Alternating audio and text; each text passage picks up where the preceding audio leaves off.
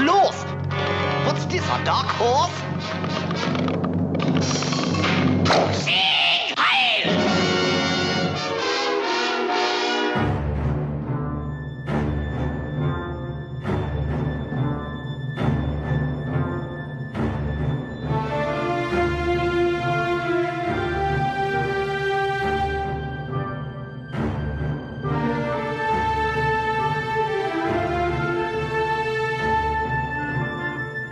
La guerra de Hollywood.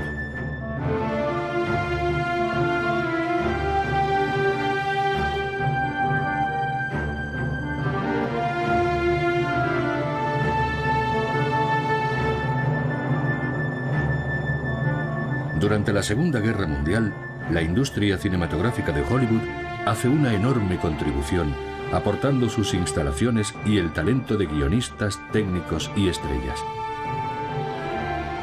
Una gigantesca máquina de propaganda se pone en marcha para apoyar el esfuerzo bélico frente a la Alemania nazi, la Italia fascista y el Imperio japonés. Una aventura única, jamás repetida desde entonces. Primer episodio. Unidos bajo la bandera.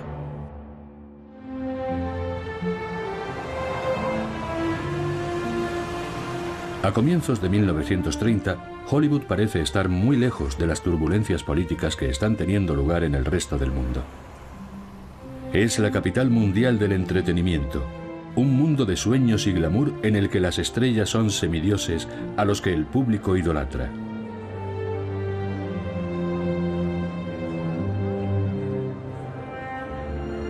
Más de 80 millones de norteamericanos van al cine cada semana para ver a Charlie Chaplin, Gary Cooper o los hermanos Marx.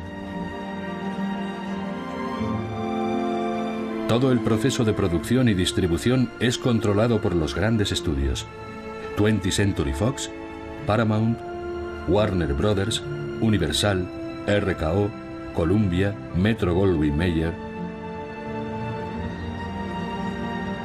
El cine se ha convertido en la octava industria del país, pero depende en gran medida de los mercados extranjeros. 3 de cada 4 películas proyectadas en todo el mundo se producen en California. Los nazis suben al poder en 1933. Los estudios norteamericanos eligen la vía diplomática para evitar que prohíban sus películas en Alemania, poniendo especial cuidado en no desagradar al gobierno del Tercer Reich. Muchos incluso acatan la legislación antijudía aprobada en 1935, despidiendo a los judíos que trabajan en sus oficinas alemanas. Georg Quisling, cónsul del Reich en Los Ángeles, vigila de cerca los nuevos proyectos. En una ocasión, haciendo uso de su influencia, consigue detener el rodaje de El perro rabioso de Europa, un largometraje hostil al régimen alemán. Solo un puñado de pequeñas películas independientes condena la dictadura alemana.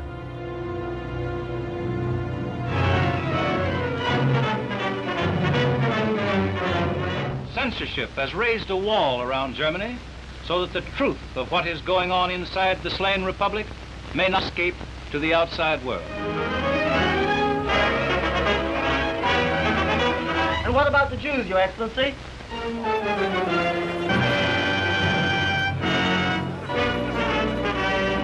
En 1934 se estrena El reinado del terror de Hitler, un largometraje tosco pero digno de atención, por ser el primero que muestra en las pantallas norteamericanas la violencia alemana contra los judíos.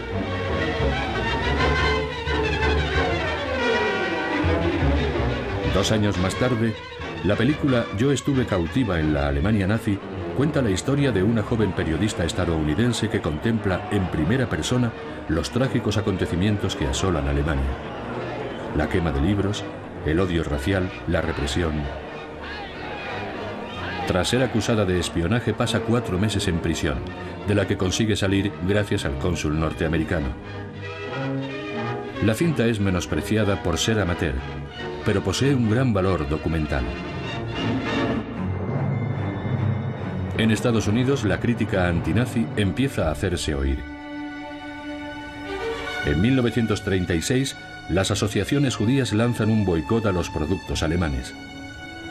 Y estrellas como Melvyn Douglas y John Ford se unen a la Liga Antinazi de Hollywood creada unos meses antes. Con cerca de 4.000 miembros, la Liga organiza reuniones e imprime folletos informativos en los que incluye declaraciones como el régimen de Hitler es un régimen fraudulento que masacra, tortura y conspira contra el mundo. En octubre de 1936, la Liga publica un mapa detallando la instalación de campos de concentración en Alemania, ignorando que algunos de ellos terminarán convirtiéndose en campos de exterminio.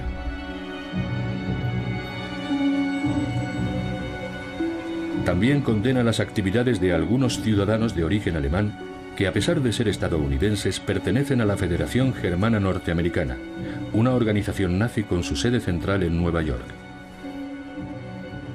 Debemos luchar por nuestros derechos. La Federación Germano-Norteamericana fue creada específicamente para este propósito, y toda persona de nuestra raza debería comprenderlo y rendir honores a su honestidad. No tenemos tiempo ni excusas para estar inactivos, y mucho menos si pertenecemos a esta federación.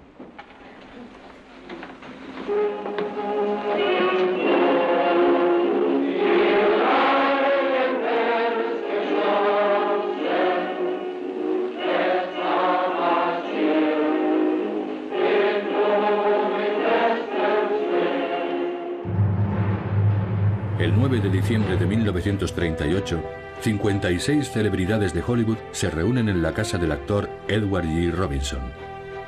Allí redactan una declaración de independencia democrática que envían al presidente Roosevelt y al Congreso, exigiendo el cese inmediato de cualquier lazo económico con Alemania.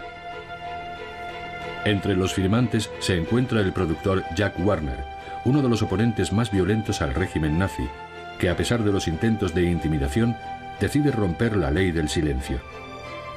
Warner comienza a rodar una película sobre la Federación Germano-Norteamericana en la que acusa abiertamente a esta organización de espionaje en suelo norteamericano.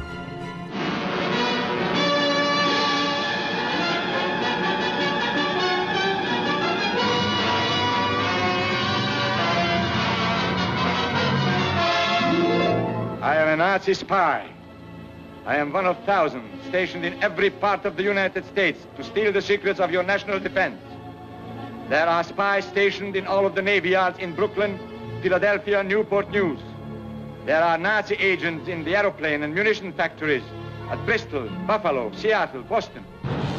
La cinta se estrena en Estados Unidos el 6 de mayo de 1939, 2 meses después de la invasión alemana de Checoslovaquia. Es la primera gran producción abiertamente antinazi en los preludios de una guerra en Europa que ya parece inevitable. Now, from the actual revelations of Department of Justice investigator Leon G. Turow, comes the mightiest dramatic blast ever filmed. The almost incredible story of foreign agents stealing our vital defense plans, of a brown network spreading hatred and terrorism to mask the treacherous plots of its leaders.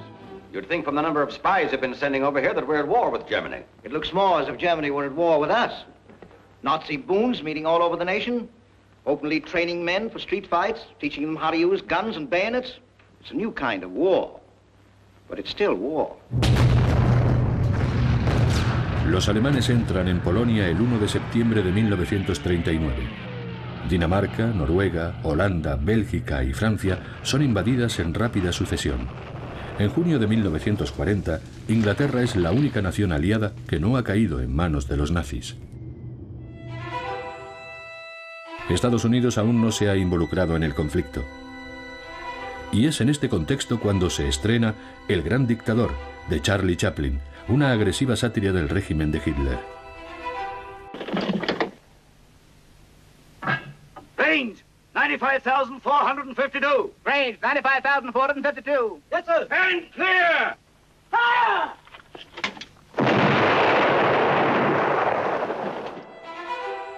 Chaplin no cita a Alemania de manera explícita llamándola Tomeinia, pero todos comprenden el doble sentido.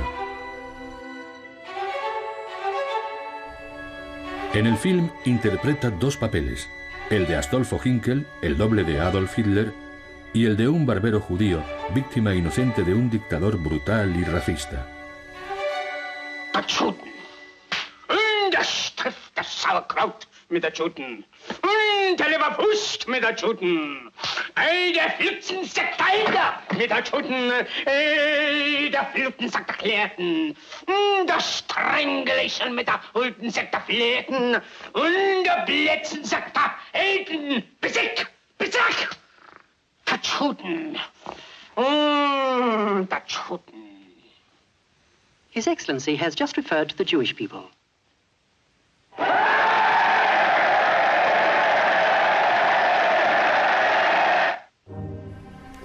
La primera película hablada de Chaplin es un gran éxito de crítica y público.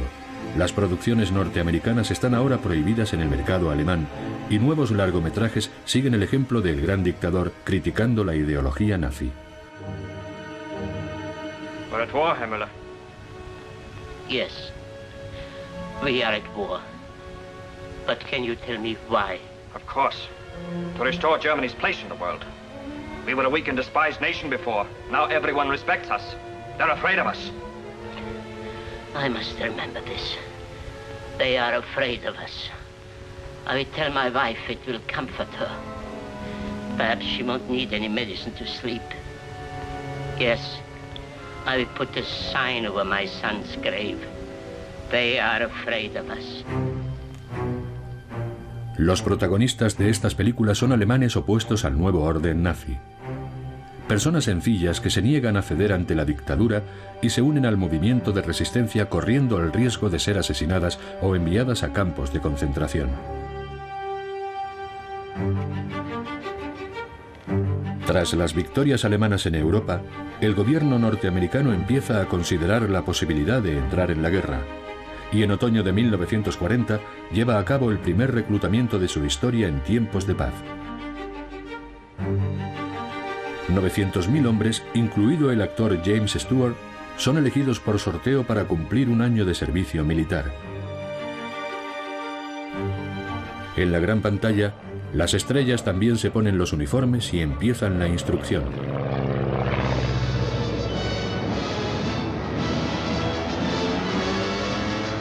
Para fortalecer el patriotismo, Hollywood produce numerosos largometrajes representando a los diferentes cuerpos. Los bombarderos de Estados Unidos, los superpilotos que vuelan en los superaviones de Norteamérica, entregados heroicamente a la lucha para volar más alto y caer en picado más rápido. Ahora, por primera vez en una producción de la Warner Brothers, una poderosa armada aérea ruge desde la pantalla. Con un mensaje más beligerante, otras películas retratan a pilotos estadounidenses combatiendo en la Real Fuerza Aérea Británica. O incluso a héroes de la Primera Guerra Mundial, como el sargento York, que le valió un Oscar a Gary Cooper. Rest of you keep under cover. Come back here. Where are you going? You didn't give me command. En 1941, la mayoría de los norteamericanos aún se opone a entrar en la guerra. Poderosos lobbies aislacionistas critican abiertamente la actitud de Hollywood. Entre ellos, el primer comité de Norteamérica, en el que el aviador Charles Lindbergh es uno de sus miembros más populares. La industria del cine incluso es objeto de una investigación del Senado con un fuerte tufo antisemita y anticomunista. Pero todas estas iniciativas se detienen abruptamente tras el ataque japonés a la base de Pearl Harbor. 7 de diciembre de 1941. Una fecha que pervivirá en la infamia. Le pido al Congreso una declaración que exprese que debido al cobarde ataque, exento de toda provocación, efectuado por Japón, existe un estado de guerra entre los Estados Unidos y el Imperio de Japón.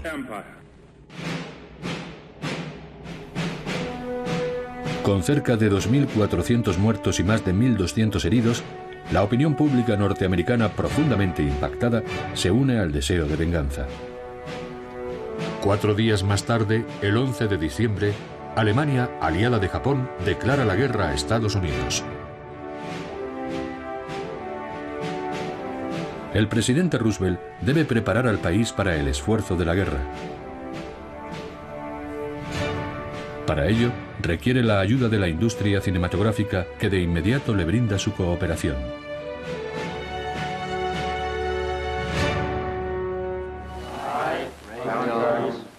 Citizen of the United States. Citizen of the United States. Do hereby acknowledge. Do hereby acknowledge. To have voluntarily enlisted.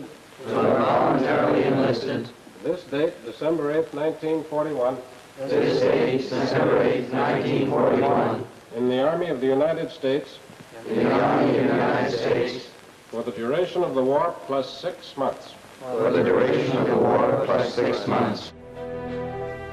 Una semana después del ataque japonés, la industria cinematográfica funda el Comité de Actividades de Guerra, compuesto por representantes de las diferentes organizaciones profesionales, productores, distribuidores, artistas y técnicos.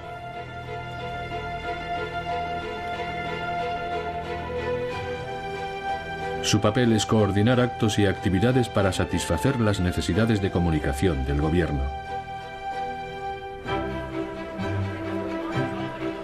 Para financiar la guerra, el Departamento del Tesoro requiere grandes préstamos del pueblo norteamericano y Hollywood se presta voluntario para ayudar en su promoción. Las portadas de las revistas que presentan a las estrellas animan a comprar bonos de guerra, que pueden ser adquiridos a cualquier hora en las taquillas de los cines. También se organizan veladas especiales en las que el comprador de un bono de guerra es obsequiado con una entrada.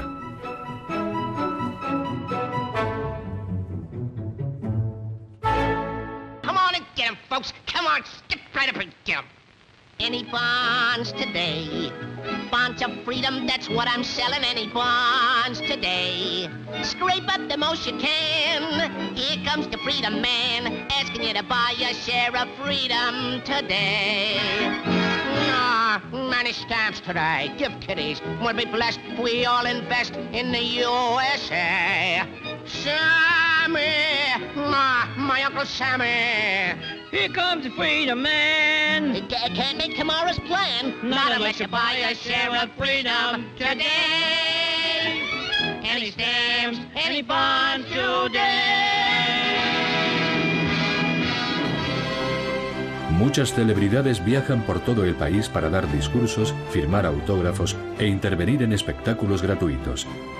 Algunos participan en largas giras, como los componentes de la Caravana de la Victoria de Hollywood en 1942. O los pasajeros de este tren, en el que viajan estrellas como Bob Hope, Cary Grant y Laurel y Hardy.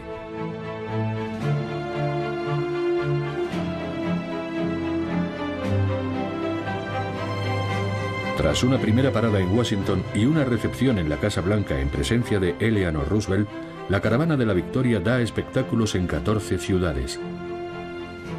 En 3 semanas recauda más de $800 millones. Al año siguiente, la cabalgata de bonos de Hollywood ingresa más de 1.000 millones. Buy, buy, buy, buy a bond. And by, the bonds you buy'll bring you victory. Buy, buy, buy, buy a bond. And you'll be standing by the victory arch when Johnny comes marching home again. Oh, you should need no request. For after all, you know that you're investing in the best. Till the lads come back again, back the old attack again. Buy, buy, bond. This is no time to say you've done enough. This is the time to really do your stuff. And even if you can't be a soldier in the ranks, you can be the guy to help supply the guns and planes and tanks. This is the time for you to do your best. This is no time for you to take a rest. The enemy is reeling and his morale is low. So now's the time to fall in line and deal the final blow.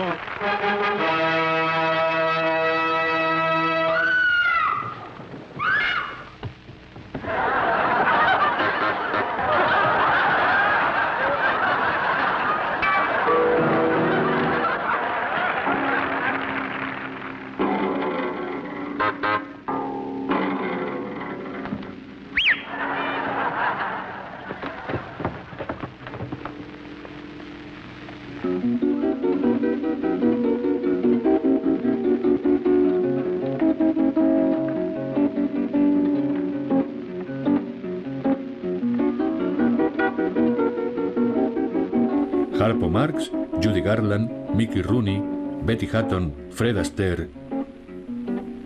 Convertidas en mensajeras del gobierno, las estrellas comparten la vida en las giras.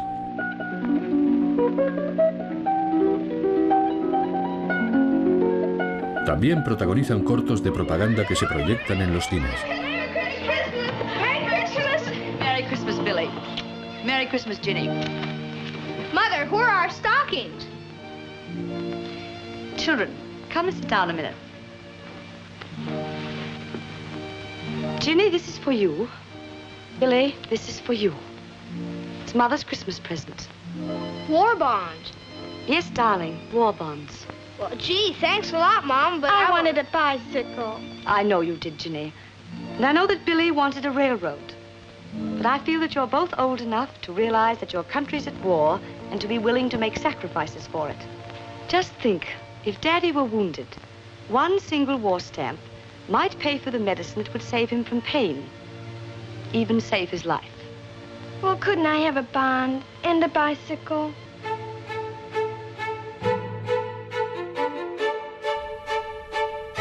La industria del cine también se involucra en el entrenamiento de las tropas. La productora Army Pictorial Service se instala en el estudio Astoria del estado de Nueva York, donde se han producido las películas de los hermanos Marx. Muchos técnicos de Hollywood apoyan la causa, centralizando el almacenamiento y el entrenamiento de fotógrafos y cámaras de guerra.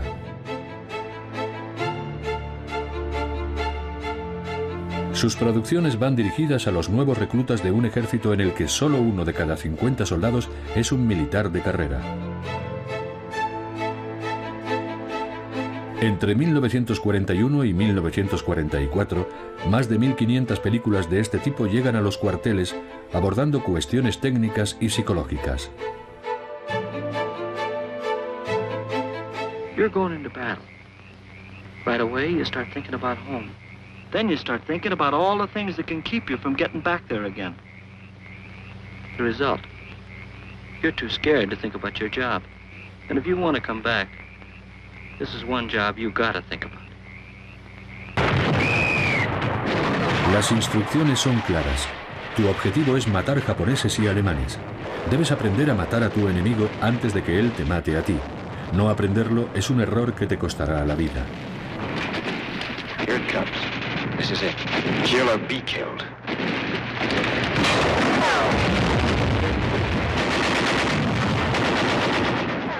Never thought I could do that. I guess I never thought anybody'd try and kill me. Well, I've got it licked now. Now I can fight.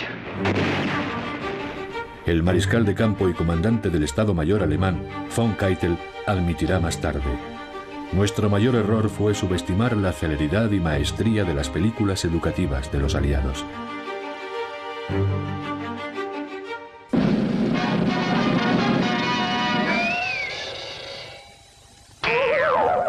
This is Snafu. En los dibujos animados educativos destaca el personaje de Snafu, un torpe y simpático recluta que cosecha un gran éxito entre los soldados. Snafu. Situation normal. All fouled up. Su nombre proviene de una expresión militar que significa situación normal, todos frustrados. Sus aventuras son creadas por los mejores animadores: Chuck Jones, Fritz Freleng o Bob Clampett. 4 millones de soldados contemplan estas películas que, en tono ligero, transmiten importantes consejos de seguridad, como protegerse de la malaria en zonas de combate.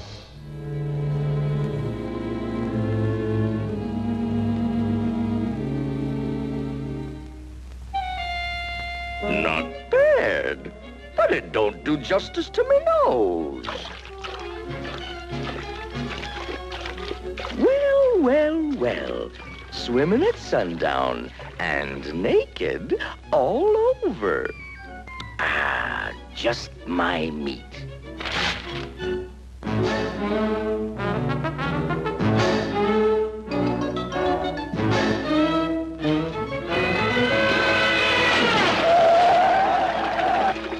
Why, it's Snafu. I never forget a face.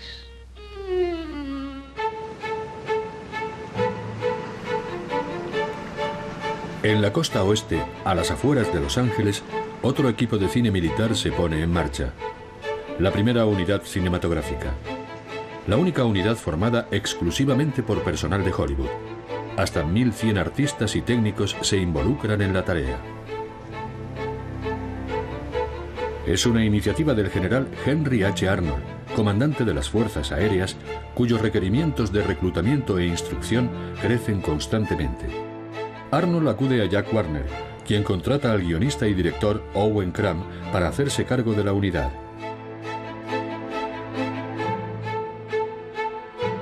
Esta se instala en los estudios Hal Roach, donde se han rodado las comedias de Laurel y Hardy. En estas instalaciones, que desde entonces serán conocidas como Fort Roach, serán filmadas más de 400 películas para las Fuerzas Aéreas. Silencio, por favor, vamos a empezar. Rodando.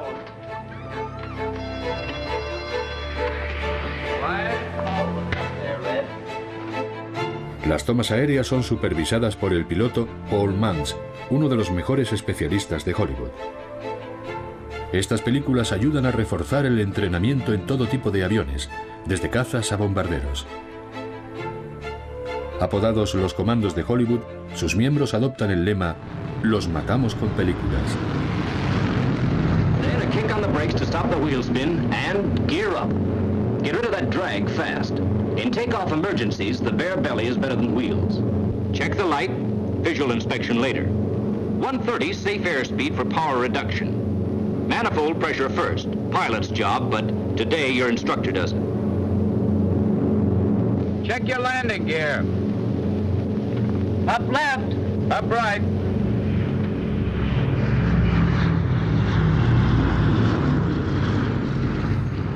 La primera unidad cinematográfica es autorizada a reclutar su propio personal en los grandes estudios de Hollywood. Los conocimientos de su plantilla abarcan todos los aspectos de la filmación. Productores, cámaras y escenógrafos trabajan codo a codo con electricistas, tramoyistas y expertos en efectos especiales.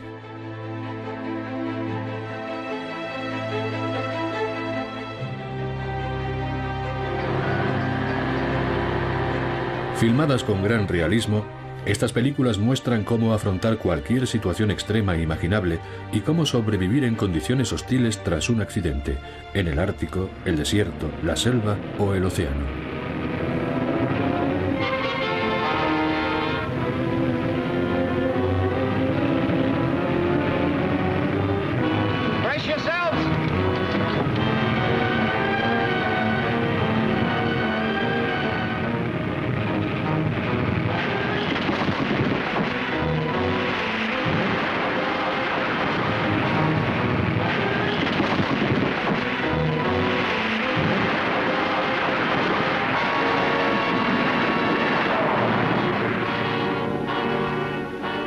En el departamento de animación, la primera unidad emplea talentos como Frank Thomas, uno de los grandes de los estudios Disney, que ha colaborado en obras maestras como Blancanieves, Pinocho o Bambi.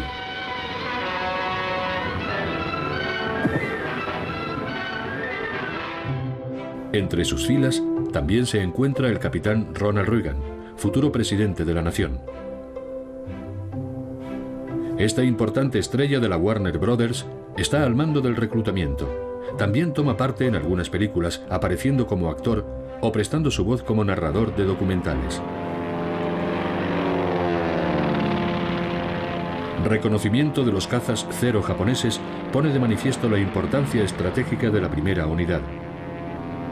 En el Pacífico, los estadounidenses tienen problemas para distinguir los aviones japoneses de sus propios cazas P-40 Warhawk. El primer Zero capturado e intacto es enviado a Fort Roach, donde es filmado desde todos los ángulos para ayudar a su reconocimiento en vuelo.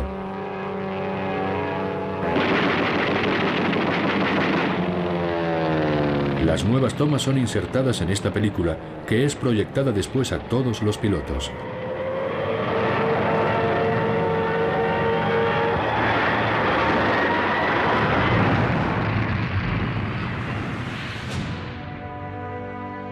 El oscarizado Frank Capra, ardiente defensor de los valores norteamericanos, produce y dirige varias películas para las tropas. El general Marshall en persona, jefe del Estado Mayor, le dice a Capra: si los documentales de entrenamiento explican a las tropas cómo volar, tus películas deben explicarles por qué están luchando. Tras rodearse de talentos como el director Anatoly Litvak, Capra produce una serie de películas documentales utilizando imágenes de archivo y material propagandístico filmado por el propio enemigo. Unas imágenes que, en sus hábiles manos, atacan con eficacia las doctrinas y ambiciones del eje de dictadores formado por Alemania, Japón e Italia. Cuando oigan a los nazis y a los japoneses proclamar esa inmundicia de la raza superior, declara: nuestros muchachos sabrán por qué llevan puesto el uniforme.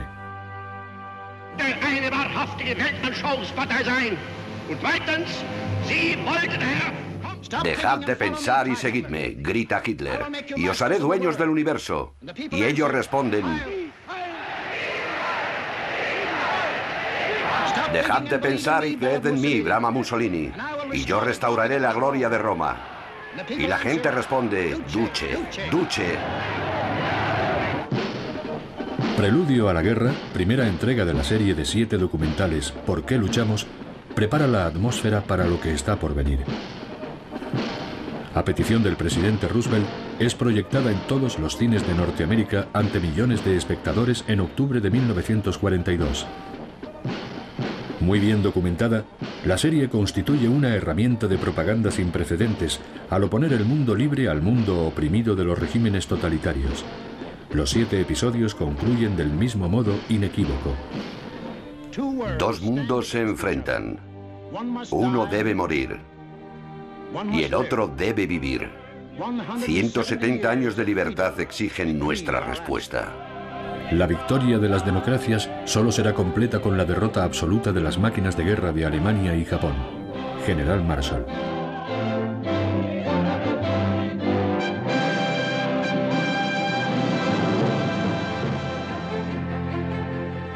La dimensión pedagógica de ¿Por qué luchamos? Tiene mucho que agradecer a los estudios Disney, que producen los mapas y las secuencias animadas que aparecen en la serie. Desde el principio del conflicto, el indiscutible maestro de la fantasía responde a la llamada de las autoridades. Los equipos de Disney producen decenas de películas de corta y media duración. Algunas, de naturaleza muy técnica, son utilizadas para el entrenamiento del personal militar.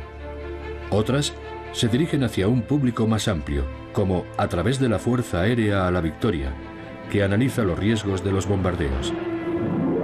How long will the war last? Will our own cities and homes be bombed? Which is our #1 target? Germany or Japan? What of the supply problem? Can we overcome the submarine menace? Can air power bomb Germany into submission?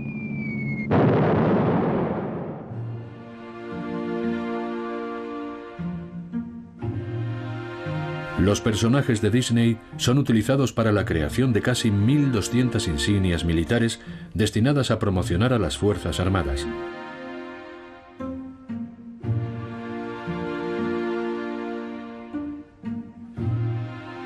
El Pato Donald, Mickey Mouse, Pluto o Dumbo aparecen uniformados en tanques, buques y bombarderos. Disney también produce cortometrajes para el Departamento del Tesoro.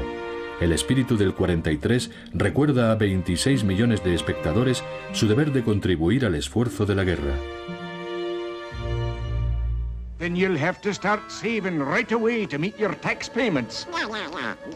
Listen, chum. Spend it. It's your dough. Yeah, it's my dough. Aye, laddie. It's your dough. But it's your war, too. You must save for victory. What's money for? Spend it. Shoot the works. Nay, nay, you must save it. Spend. Save. Spend, save, spend, save, spend, save, spend, save, spend, spend, spend, spend, spend, save.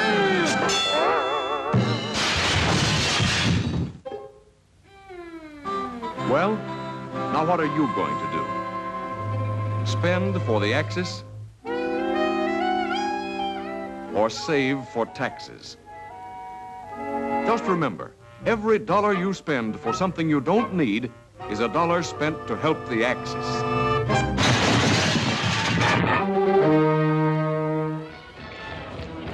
Hollywood reduce considerablemente la producción de películas de ficción. Más de un tercio de los largometrajes hacen referencia al conflicto, desplegando un marcado entusiasmo y grandes dosis de oportunismo.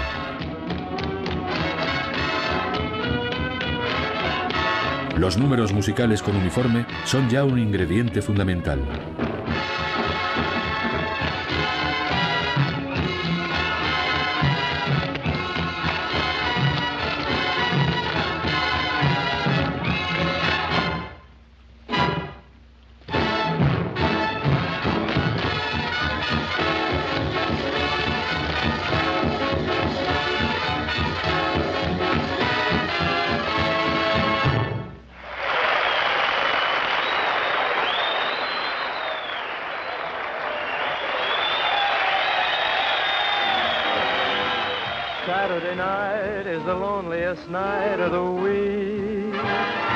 Muchos guiones son seleccionados por recomendación de la Oficina de Información de la Guerra.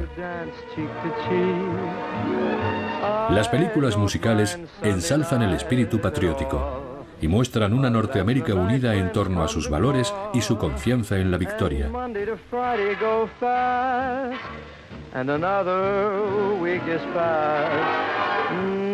Saturday night is the loneliest night of the week. I sing the song that I sang for the memories I usually see, until I hear you at the door, until you're in my arms once more. Saturday night is the loneliest night of the week. Las canciones de las hermanas Andrew, reinas indiscutibles del swing, encarnan la ola de patriotismo que envuelve a los musicales. El popular trío llega incluso a producir una serie de discos dedicados a los soldados. Hola, amigos. ¿Le importaría sentarse mientras cantamos Boogie Boogie Bugle Boy?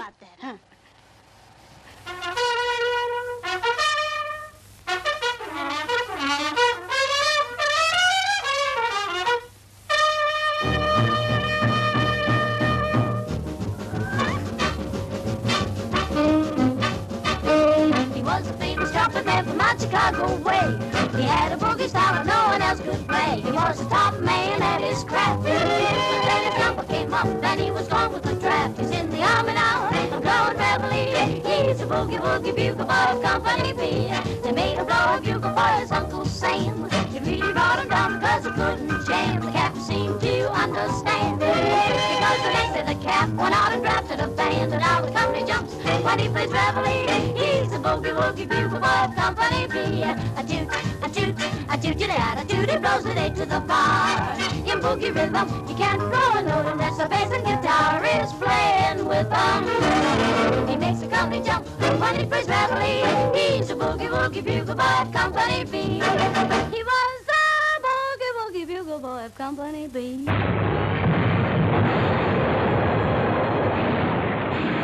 Hollywood produce más de 500 películas de guerra entre 1942 y 1945, lo que permite a los familiares de los muchachos que combaten en Europa, África o el Pacífico sentir que desde sus casas también contribuyen a la victoria.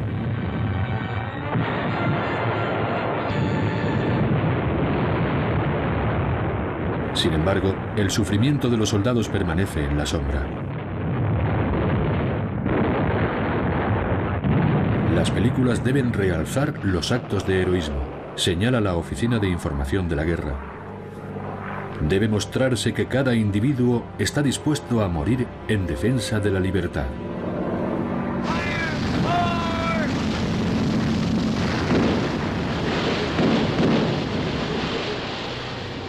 Los actores Errol Flynn y John Wayne, cada uno a su manera, personifican al héroe de la Segunda Guerra Mundial.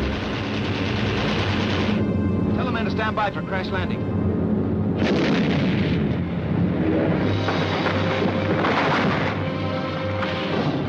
Cada victoria norteamericana es glorificada en la gran pantalla. La primera incursión en suelo japonés, dirigida por el teniente coronel Doolittle en abril del 42, obtiene un gran reconocimiento. Esta simbólica hazaña es escenificada en Destino Tokio, El corazón púrpura y 30 segundos sobre Tokio con Spencer Tracy.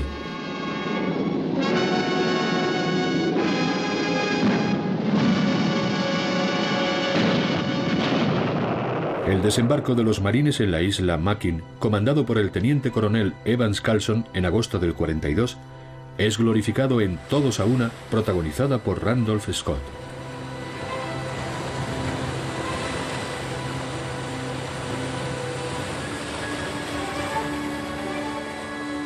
El escenario se recrea en la costa californiana, entre Los Ángeles y San Diego.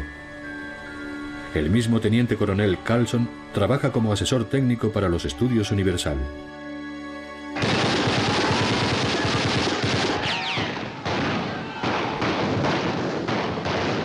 En todas estas películas, la violencia está hábilmente orquestada. Es la visión cinematográfica de la guerra que siempre busca el espectáculo y la emoción. De esta forma, el público puede deleitarse al ver caer a los malvados enemigos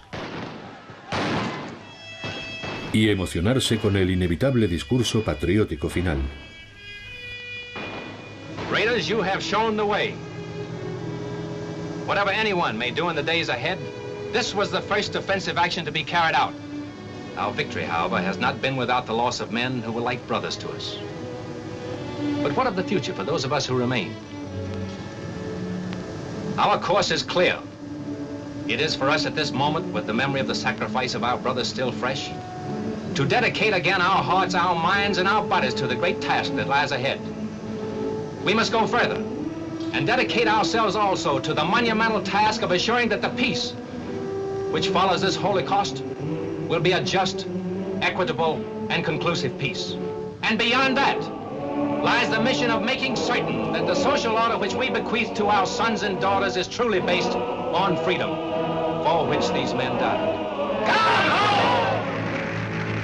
'Twas not so long ago we sailed to meet the foe and thought our fighting days were done. We thought 'twas over then, but now we're in again to win the war that wasn't won. This time we will all make certain that this time is the last time. This time we will not say curtain till we ring it down in our own hometown. For this time we are out to finish the job we started then. Clean it up all time this time, so we won't have to do it again.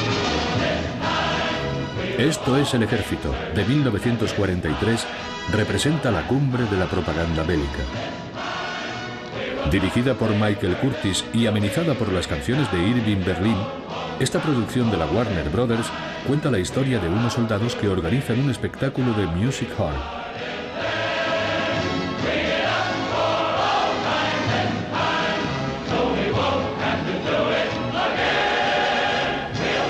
En su apoteósica secuencia final, tras un pelotón de soldados, aparecen los símbolos de la democracia norteamericana: el águila calva, el tío Sam y la bandera de las barras y estrellas.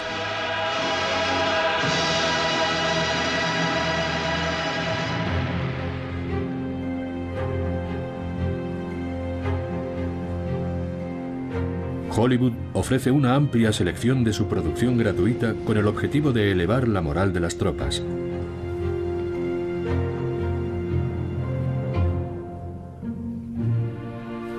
Más de 25.000 copias de largometrajes y noticiarios, además de 30.000 copias de cortometrajes, son donados por los estudios. El Army Pictorial Service se hace cargo de la distribución, operando en 21 centros de todo el globo.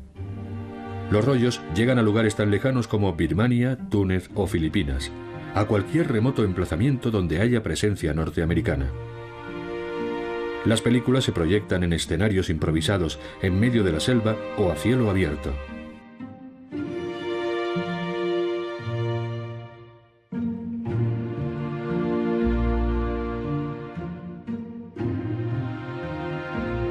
En las regiones amenazadas por la malaria, es fundamental protegerse de los peligrosos mosquitos.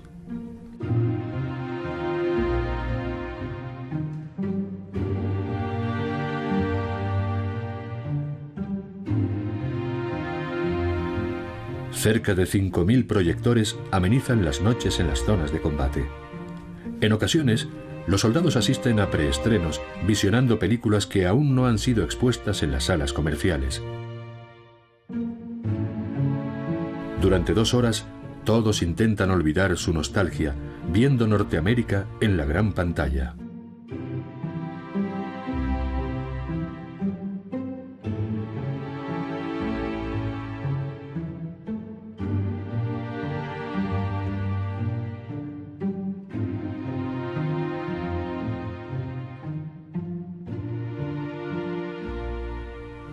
Cuando nuestros muchachos ven estas películas, tienen la sensación de hogar.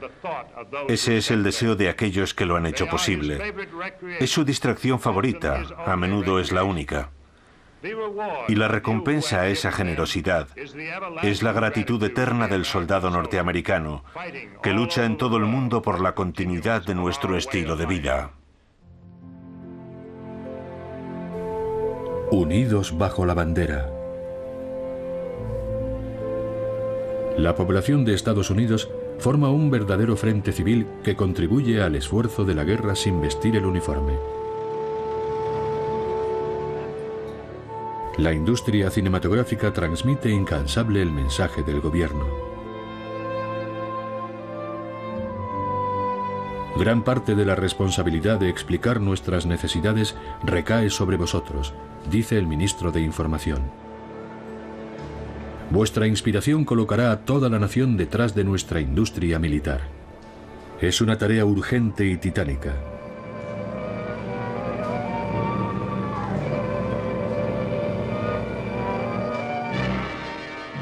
En esta cadena de ensamblaje, los operarios trabajan día y noche unidos por un solemne propósito, que ha convertido la producción que nuestra guerra necesita en una realidad gigantesca, en una promesa cumplida tras una respuesta solemne. De estas enormes pilas de componentes, los materiales fluyen a toda velocidad para llegar al lugar apropiado en el momento apropiado. Acero, caucho, aluminio y estaño, forjas, moldes y piezas fundidas. Todo fluirá hasta que el arma acabada se incorpore al motor de destrucción. Nuestros muchachos del frente de batalla quieren saber que seguiréis trabajando junto a ellos hasta alcanzar la victoria. Así que no dejéis de contribuir al esfuerzo de la guerra, porque ellos no renunciarán hasta que hayan ganado. Y os quieren con ellos. Terminando el último avión, el último tanque, la última arma, hasta la victoria final.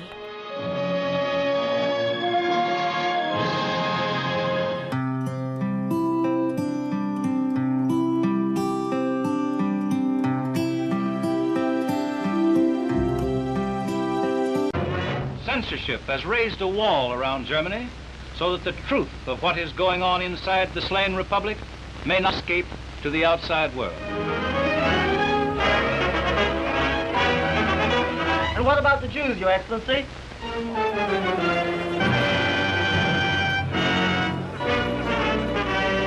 En 1934 se estrena El reinado del terror de Hitler, un largometraje tosco pero digno de atención, por ser el primero que muestra en las pantallas norteamericanas la violencia alemana contra los judíos.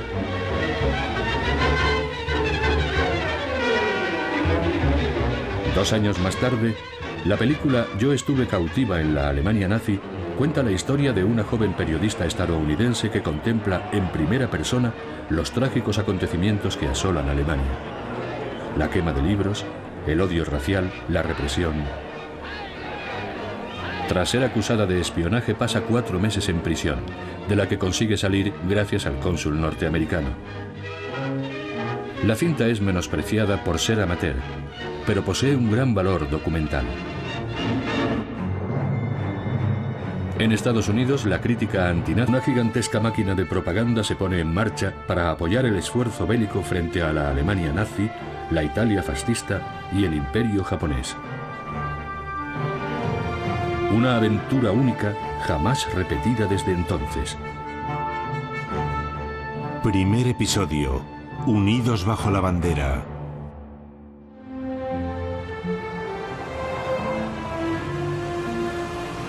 A comienzos de 1930, Hollywood parece estar muy lejos de las turbulencias políticas que están teniendo lugar en el resto del mundo. Es la capital mundial del entretenimiento, un mundo de sueños y glamour en el que las estrellas son semidioses a los que el público idolatra.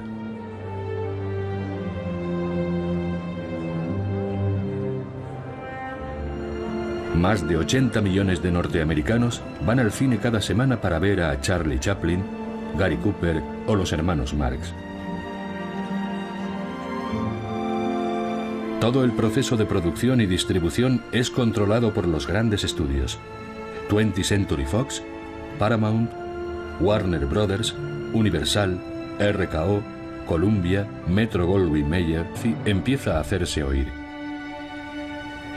En 1936, las asociaciones judías lanzan un boicot a los productos alemanes. Y estrellas como Melvyn Douglas y John Ford se unen a la Liga Antinazi de Hollywood creada unos meses antes. Con cerca de 4.000 miembros, la Liga organiza reuniones e imprime folletos informativos en los que incluye declaraciones como el régimen de Hitler es un régimen fraudulento que masacra, tortura y conspira contra el mundo. En octubre de 1936, la Liga publica un mapa detallando la instalación de campos de concentración en Alemania, ignorando que algunos de ellos terminarán convirtiéndose en campos de exterminio.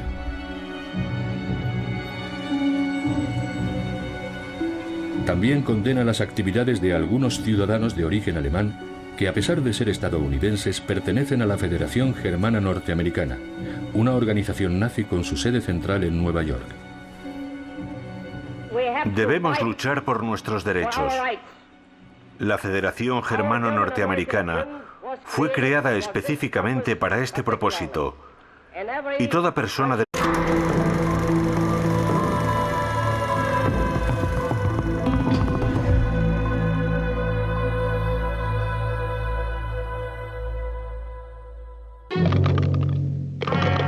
Mama, was ist los? What's this, a dark horse?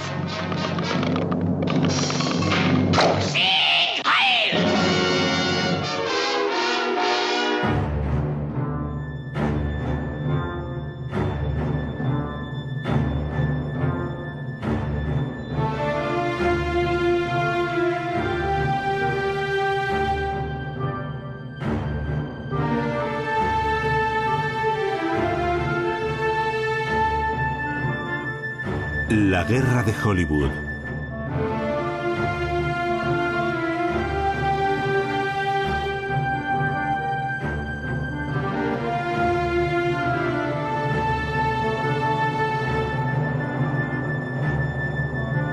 Durante la Segunda Guerra Mundial, la industria cinematográfica de Hollywood hace una enorme contribución, aportando sus instalaciones y el talento de guionistas, técnicos y estrellas.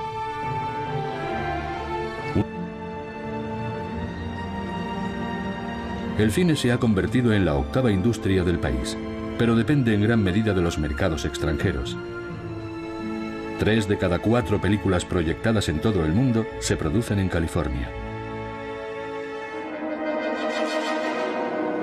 Los nazis suben al poder en 1933.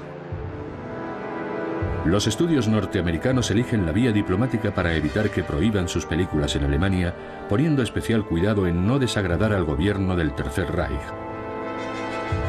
Muchos incluso acatan la legislación antijudía aprobada en 1935, despidiendo a los judíos que trabajan en sus oficinas alemanas. Georg Quisling, cónsul del Reich en Los Ángeles, vigila de cerca los nuevos proyectos. En una ocasión, haciendo uso de su influencia, consigue detener el rodaje de El perro rabioso de Europa, un largometraje hostil al régimen alemán. Solo un puñado de pequeñas películas independientes condena la dictadura alemana.